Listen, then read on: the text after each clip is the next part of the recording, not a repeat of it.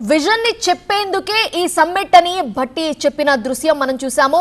2047 లక్ష్యంగా పెట్టుకున్నాము. ఎందుకు అంటే మన దేశం 100 ఏళ్ల స్వాతంత్రాన్ని సంబరంగా జరుపుకునే నాటికి తెలంగాణ 3 ట్రిలియన్ ఎకానమీగా చేరాలి అనేది లక్ష్యంగా పెట్టుకుంది తెలంగాణ సర్కార్. దానినే ప్రొజెక్ట్ చేయబోతున్నారు ప్రపంచ దేశాల ప్రతినిధుల ముందు.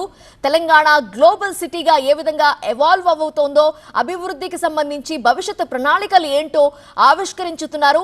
దానికి సంబంధించి ఈరోజు సమ్మిట్ నిర్వహిస్తున్నామని మంత్రులు చెబుతున్న దృశ్యం. మరి కాసేపట్లో గవర్నర్ జిష్ణుదేవ్ వర్మ ప్రసంగించి ఈ కార్యక్రమాన్ని ప్రారంభించనున్నారు. ఇప్పటికే 2000 మంది దేశ విదేశీ ప్రతినిధులు అతిథులు అక్కడికి చేరుకున్నారు. అత్యాధునిక హంగులతో ఏర్పాట్లు చేశారు. అక్కడ వివిధ స్టాల్స్ మనకి కనిపిస్తున్నాయి. టెక్నాలజీకి సంబంధించి ఉంది, అలానే తెలంగాణ సంస్కృతి సంప్రదాయానికి సంబంధించిన స్టాల్స్ ని కూడా ఏర్పాటు చేశారు. అంతేకాదు ప్రత్యేక ఆకర్షణగా అక్కడ వెల్కమ్ చెప్పడానికి ఒక రోబోని కూడా ఏర్పాటు చేశారు. సమ్మిట్ కి స్వాగతం అని అది నమస్కరిస్తూ వచ్చిన ప్రతినిధులకి, దేశ విదేశాల నుంచి వచ్చినటువంటి ప్రతినిధులకి అది నమస్కరిస్తోంది, హాయ్ చెప్తోంది. వెల్కమ్ టు గ్లోబల్ సమ్మిట్ అని చెప్తున్నటువంటి రోబో ప్రత్యేక ఆకర్షణగా నిలిచింది. అంతేకాదు మరెన్నో ఆకర్షణలు ఉన్నాయి. అలానే ముఖ్యంగా చెప్పదలుచుకున్నది తెలంగాణ గ్లోబల్ సిటీగా ఏ విధంగా ఎదగబోతోంది, ప్రపంచ దేశాలకి ఇక్కడ పెట్టుబడులకి సంబంధించి కానీ ప్రతి అవకాశానికి సంబంధించి వివరించబోతున్నారు.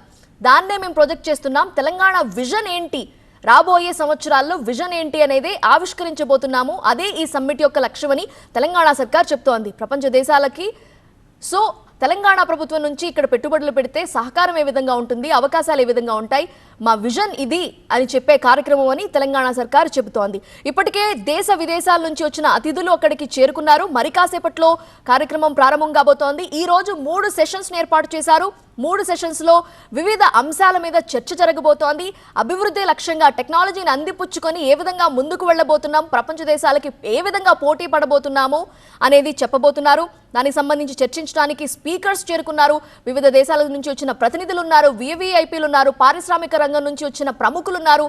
అన్ని రంగాలకు సంబంధించిన ప్రముఖులు గ్లోబల్ సమ్మిట్ కి హాజరవుతున్నారు. అదే మనం ఇప్పుడు చూస్తున్నాం. ఇప్పటికే రాజకీయ నాయకులు, పారిశ్రామికవేత్తలు, వివిధ రంగాలకు చెందిన ప్రముఖులు హాజరయ్యారు. అతిథులకి సంబంధించి ప్రత్యేకంగా ఏర్పాట్లు కూడా చేశారు. సమ్మిట్ కి భారీగా వస్తూ ఉండడంతో అక్కడ ప్రత్యేకమైన ఏర్పాట్లు చేశారు. భద్రతకి సంబంధించి అలానే వచ్చిన వాళ్ళకి ఎలాంటి సమస్య తలెత్తకుండా అధికారులు చర్యలు తీసుకున్నారు. 3000 డ్రోన్లతో లేజర్ షోని కూడా ఏర్పాటు చేసినట్లు తెలుస్తోంది. అక్కడ కంప్లీట్ గా సీసీ కెమెరాల నిఘా మొత్తం ఏర్పాటు చేశారు. ఆ ప్రాంగణం మొత్తం కూడా. తెలంగాణలో 2 ఏళ్ల ప్రజాపాలన, పెట్టుబడులకి అవకాశాలు, తెలంగాణ సర్కార్ అందించే సహకారం, వీటన్నిటికి సంబంధించి విజన్ 2047 డాక్యుమెంట్ ని ముఖ్యమంత్రి రేవంత్ రెడ్డి అతిథులకి వివరించబోతున్నారు. ప్రత్యేకంగా అందరితో కలిసి సమావేశం కూడా నిర్వహించనున్నారు సీఎం. ఫ్యూచర్ సిటీ నుంచి మనం లైవ్ దృశ్యాలు చూస్తున్నాం. తెలంగాణ గ్లోబల్ సమ్మిట్ లో సినీ నటుడు అక్కినేని నాగార్జున పాల్గొన్నారు. సినీ రంగంపై సీఎం రేవంత్ విజన్ బాగుందని, హైదరాబాద్ కి ప్రపంచ స్థాయి స్టూడియోలు తెచ్చే విధంగా రేవంత్ ప్లాన్ చేశారని అన్నారు నాగార్జున. తెలంగాణ ప్రభుత్వం విజన్ లో తాము భాగస్వామ్యం అవుతామన్నారు అక్కినేని నాగార్జున. ఇది ఫిలిం ఇండస్ట్రీకి సంబంధించి కూడా ఇక్కడ ఒక ఫిలిం హబ్ తయారు చేయాలని ఒక ఐడియా ఉంది. అండ్ దాంతో ఫిలిం ఇండస్ట్రీతో కూడా చర్చిస్తున్నారు. International film hub, just not Indian.